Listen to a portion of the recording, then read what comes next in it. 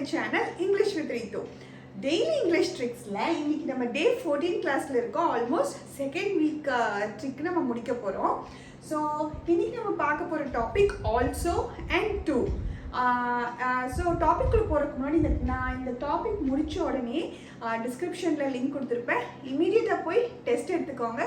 So that நீங்கள் உங்களோட நாலேஜும் கரெக்டாக இருக்கும் அண்ட் நீங்கள் வந்து என்ன மிஸ்டேக் பண்ணுறீங்கன்னு சொல்லிட்டு உங்களால் தெரிஞ்சுக்க ஒரு யூஸ்ஃபுல்லாக இருக்கும். ஓகேவா? இப்போ வாங்க டாபிக் கூட போகலாம்.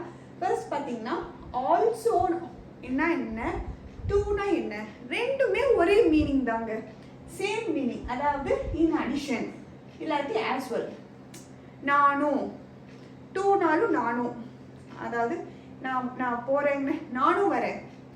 ஸோ ஐ ஆல்சோ நானும் வரேன், அந்த மாதிரி I also will come. So I will come to. So ரெண்டுத்துக்குமே மீனிங் ஒன்று தான்.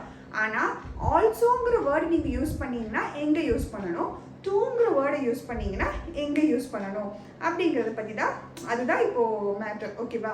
ஸோ இப்போ அதை பற்றி தான் பார்க்க போகிறோம். ஆல்சோ யூஸ் பண்ணிங்கன்னா அது எப்போயுமே பிஃபோர் மெயின் வேர்ப், ஒரு மெயின் வேர்புக்கு முன்னாடி தான் எப்பயுமே ஆல்சோங்கிற வேர்டு வரும். டூவை பார்த்தீங்கன்னா எப்போவுமே அந்த டூங்கிற வார்த்தை எண்ட் ஆஃப் த சென்டென்ஸில் தான் இருக்கும்.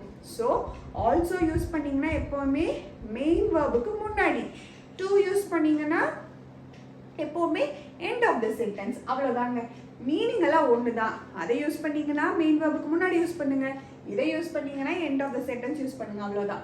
எக்ஸாம்பிள் பார்த்தீங்கன்னா ஐ ஆல்சோ லைக் இட். இதில் மெயின் வேர்ப் எது? லைக். ஸோ லைக்குக்கு முன்னாடி தான் நம்ம ஆல்சோங்கிற வேர்டை போட்டிருக்கோம். So I also like it. Okay, இதுவே சேம் சென்டென்ஸ். எனக்கு இது பிடிச்சிருக்கு, ஒருத்தவங்க சொல்கிறாங்க, உங்கள் ஃப்ரெண்ட்ஸ் சொல்கிறாங்க எனக்கு இது பிடிச்சிருக்கு, நீங்கள் என்ன சொல்கிறீங்க, எனக்கும் பிடிச்சிருக்கு அப்படின்னு சொல்கிறப்போ I also like it. Also use பண்ணிங்கன்னா ஐ ஆல்சோ லைக் இட்னு சொல்லுங்கள். இதுவே டூ யூஸ் பண்ணிங்க ஐ லைக் இட் டூ. அவ்வளோதான். ஆல்சோ போட்டால் வேர்புக்கு முன்னாடி போடுங்க, டூ யூஸ் பண்ணிங்கன்னா கடைசியில் போடுங்க. That's it. இந்த ரெண்டு ஆல்சோவையும் டூவையும் ஒரு பாசிட்டிவ் சென்டென்ஸில் மட்டும்தான் யூஸ் பண்ண முடியும், நெகட்டிவ் சென்டென்ஸில் யூஸ் பண்ண முடியாது. எனக்கு இது பிடிக்கல, I also don't like it, தப்பு, சொல்லக்கூடாது. உங்களுக்கு எனக்கு பிடிச்சிருக்குன்னு சொல்கிறப்போ எனக்கும் பிடிச்சிருக்கு அப்படின்னு சொன்னால் okay, I also like it. அவன் எனக்கு பிடிக்கலன்னு சொல்கிறப்போ எனக்கும் பிடிக்கல அப்படின்னு அந்த இடத்துல வர்றப்போ I also don't like it அப்படிங்கிறது ராங் யூசேஜ். ஸோ இந்த ஆல்சோ வந்து எப்போயுமே பாசிட்டிவ் சென்டென்ஸில் தான் யூஸ் பண்ண முடியும், நெகட்டிவ் சென்டென்ஸில் யூஸ் பண்ண முடியாது. சேம் டூக்கும் அதே தாங்க. அப்புறம் பார்த்தீங்கன்னா இந்த மாதிரி ஐ லவ் யூ அப்படின்னு நீங்கள் சொல்கிறீங்கன்னு வச்சுக்கோங்களேன், ஆப்போசிட்டில் இருக்கிற மீ டூ அப்படின்னா நானும் உன்னை லவ் பண்ணுறேன், அந்த மாதிரி மீ டூ. இந்த மாதிரி ஷார்ட் சென்டென்ஸ் மீ டூ அப்படின்னு சொல்லலாம், அது கரெக்டு. ஆனால் மீ ஆல்சோ அப்படின்னு சொன்னீங்கன்னா அது தப்பு. ஓகேவா? கிளியரா? ஸோ ஆல்சோக்கும் டூக்கும் இன்றைக்கி நல்ல இது கிளாரிட்டி கிடச்சிருக்குன்னு நினைக்கிறேன். இன்னையோட டே 14 கிளாஸ் முடிஞ்சது.